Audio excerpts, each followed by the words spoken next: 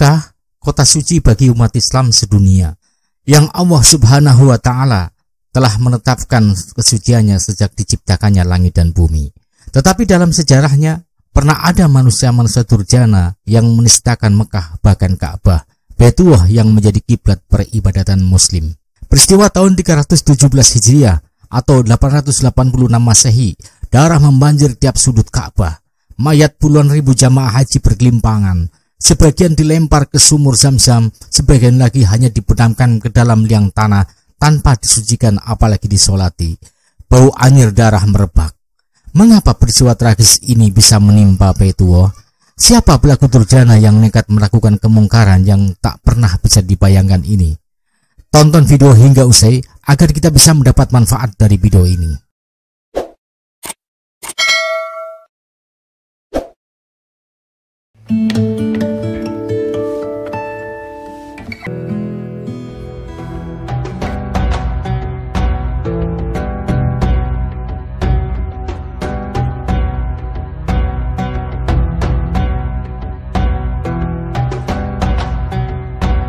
Assalamualaikum warahmatullahi wabarakatuh.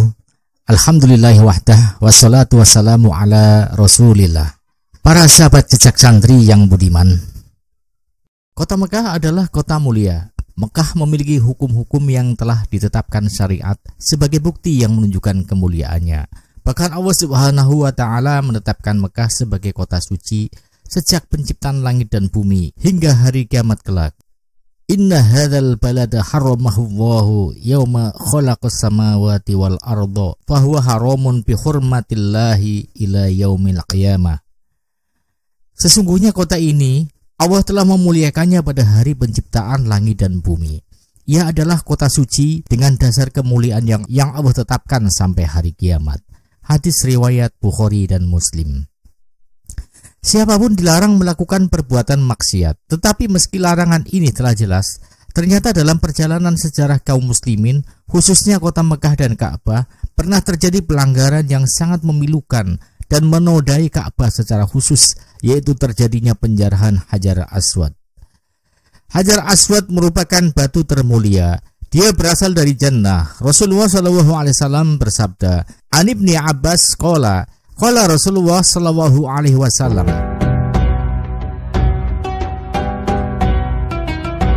Nasalal hajarul aswadu minal jannah wa huwa ashaddu bayadan minal labani fasawadathu khotoya bani Adam." Artinya, Abdullah ibnu Abbas radhiyallahu anhuma berkata, Rasulullah sallallahu alaihi wasallam pernah bersabda, telah turun Hajar Aswad dalam keadaan ia lebih putih dari susu. Lalu dosa-dosa anak keturunan Adam manusia menghitamkannya. Hadis riwayat Tirmidzi.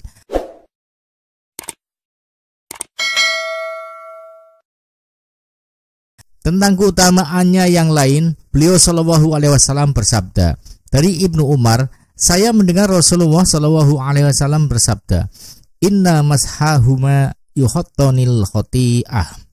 Sesungguhnya mengusap keduanya, yaitu Hajar Aswad dan Rukun Yamani, akan menghapus dosa. Hajar Aswad dahulu berbentuk satu bongkahan, namun setelah terjadinya penjarahan yang terjadi pada tahun 317 Hijriah pada masa pemerintahan Al-Qahir Billah Muhammad bin Al-Mu'tadid, dengan cara mencongkel dari tempatnya, Hajar Aswad kini menjadi 8 bongkahan kecil. Batu yang berwarna hitam ini berada di sisi selatan Ka'bah. Adalah Abu Thahir Sulaiman bin Abu Sa'id Al-Husain Al-Janabi, tokoh daulah Qoromitoh, salah satu sekte Syiah Ismailiyah pada masanya, telah menggegerkan dunia Islam dengan melakukan kerusakan dan peperangan terhadap kaum muslimin. Kota yang suci Mekah dan Masjidil Haram tidak luput dari kejahatannya. Dia dan pengikutnya melakukan pembunuhan, perampokan dan merusak rumah-rumah. Bila terdengar namanya, orang-orang akan berusaha lari untuk menyelamatkan diri. Daulah Qoromitoh adalah kerajaan yang berideologi Syiah Ismailiyah, sebuah ideologi sesat yang meyakini imamah kepemimpinan Ismail bin Ja'far As-Shadiq. Kemudian pengikut-pengikutnya dikenal dengan sebutan Qoromitoh atau Karmatian dalam bahasa Inggris. Daulah ini didirikan oleh Abu Zaid Al-Janabi tahun 278 Hijriah, berpusat di Bahrain. Daulah ini berkuasa selama kurang lebih 188 tahun. Menguasai daerah Asa, Hajar, Qotib, Bahrain, Oman, dan Syam. Ketika mereka sudah memiliki kekuatan dan berhasil mendirikan Daulah Bahrain, mereka melakukan perampasan, pembunuhan, pemerkosaan, dan kekejaman lain yang mungkin tidak dilakukan oleh bangsa Tatar maupun kaum Nasrani sekalipun. Mereka inilah yang telah bersekutu bersama kaum Nasrani dan Tatar atau bangsa Mongol untuk melawan Islam dan kaum muslimin. Di antara tokoh mereka yang menimpakan fitnah besar terhadap kaum muslimin adalah Abu Thahir atau Sulaiman bin Hasan al-Janabi. Akidah dan pemikiran Qoromitoh. Qoromitoh memiliki akidah yang berbeda dengan mayoritas umat Islam, seperti akidah Rafidhah dan akidah Raj'ah. Qoromitoh juga memiliki doktrin-doktrin radikal dan sesat seperti menolak sholat, puasa, haji, zakat, dan syariat Islam lainnya. Mereka juga menganggap Ka'bah sebagai berhala dan menghina Nabi Muhammad SAW.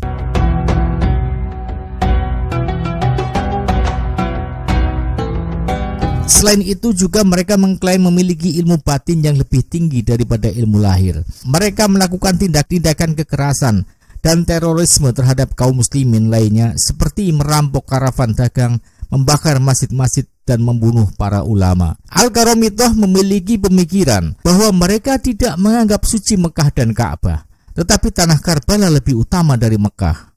Juga mereka menganggap orang-orang yang pergi berhaji ke Baitullah tidak mendapatkan kemuliaan apa-apa. Mereka lebih mengutamakan berziarah ke makam Al-Husain.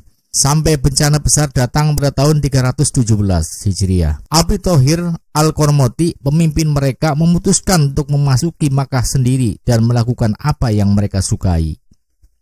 Pada hari Tarwiyah, yakni tanggal 8 Zulhijjah, mereka melakukan huru-hara di Tanah Haram.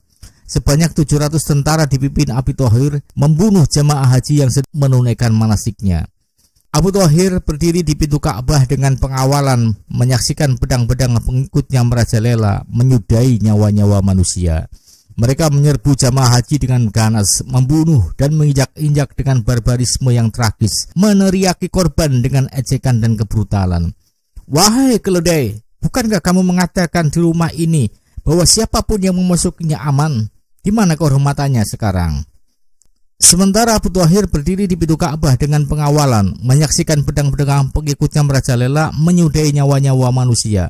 Dengan congkaknya ia berkata, "Anna billahi wa billahi ana." Saya dengan Allah dan Allah bersama saya. Yakhluqul khalqa wa ufnihim ana. Dialah yang menciptakan makhluk-makhluk dan sayalah yang akan membinasakan mereka. Masa berlarian menyelamatkan diri. Sebagian berpegangan dengan kiswah Ka'bah, namun mereka tetap menjadi korban pedang-pedang kaum Syiah Qoromitoh. Begitu juga orang-orang yang sedang tawaf tidak luput dari pedang-pedang mereka, termasuk di dalamnya sebagian ulama ahli hadis. Imam Ibnu Katsir rahimahullah merekam kekejaman yang dilakukan oleh Abu Thahir al-Janabi al-Batini ini dengan berkata, ia menjarah harta penduduk Mekah dan menghalalkan darah mereka. Ia membunuhi manusia di rumah-rumah mereka hingga yang berada di jalan-jalan. Bahkan menjagal banyak jamaah haji di Masjidil Haram dan di dalam Ka'bah. Lalu pemimpin mereka, yakni Abu Thahir, semoga Allah Azza wa Jalla melaknatnya, duduk di pintu Ka'bah. Mereka juga membunuh orang-orang di jalan-jalan kota Mekah dan sekitarnya. Jumlah korbannya mencapai 30.000 jiwa. Selain dikubur tanpa dimandikan dan dikafani, sebagian mayat-mayat bahkan dilempar ke sumur Zam-Zam.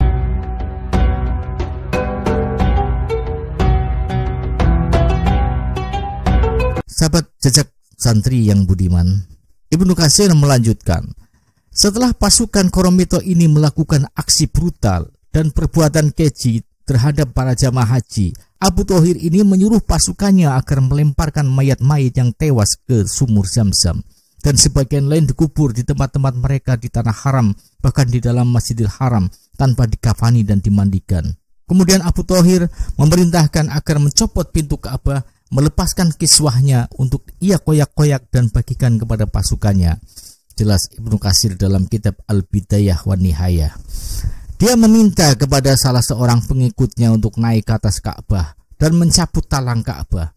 Namun tiba-tiba orang tersebut terjatuh dan mati seketika. Abu Thahir pun mengurungkan niatnya untuk mengambil talang Ka'bah. Kemudian dia memerintahkan untuk mencongkel Hajar Aswad dari tempatnya. Seorang lelaki memukul dan mencongkelnya. Dengan nada menantang, Abu Thahir sesumbar, "Mana burung-burung ababil? Mana bebatuan dari neraka sijil? Peristiwa penjarahan Hajar Aswad ini membuat Amir Mekah dan sejumlah pasukan mengejar mereka. Amir Mekah berusaha membujuk Abu Thohir agar mau mengembalikan Hajar Aswad ke tempat semula. Seluruh harta yang dimiliki sang Amir telah ia tawarkan untuk menebus Hajar Aswad itu. Namun Abu Thohir tidak bergeming. Bahkan sang Amir, anggota keluarga dan pasukannya menjadi korban berikutnya. Mereka pulang setelah 6 hari. Abu Thohir dan pasukan berhasil membawa pulang harta rampasan dari jamaah haji dan penduduk sekitar Mekah beserta batu jannah Hajar Aswad.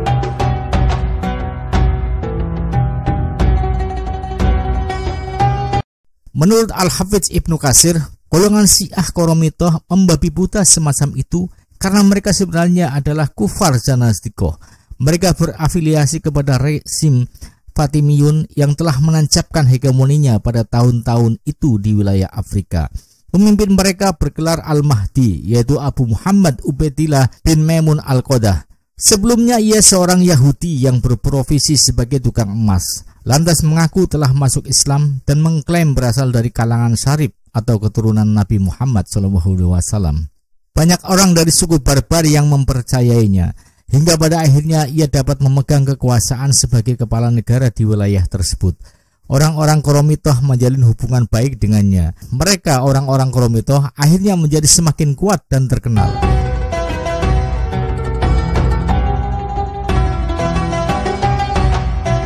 Perbuatan Abu Thohir Al-Qurmuti, orang yang memerintahkan penjarahan Hajar Aswad ini, oleh Al-Hafidz Ibnu Katsir dikatakan, dia telah melakukan ilhad, kekufuran di Masjidil Haram yang tidak pernah dilakukan oleh orang sebelumnya dan orang sesudahnya.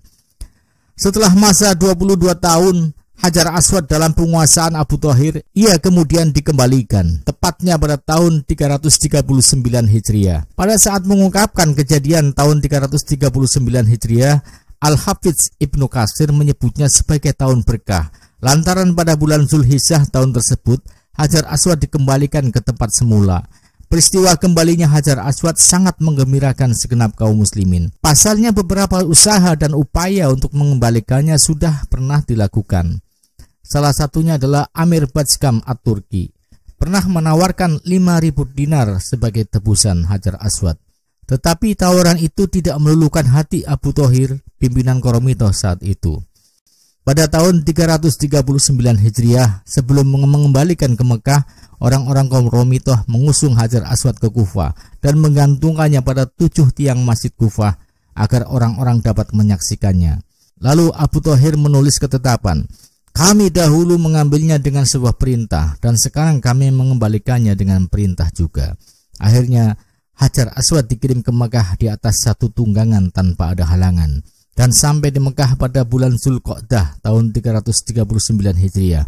Dikisahkan oleh sebagian orang bahwa pada saat penjarahan Hajar Aswad, orang-orang Qoromitoh terpaksa mengangkut Hajar Aswad di atas beberapa onta.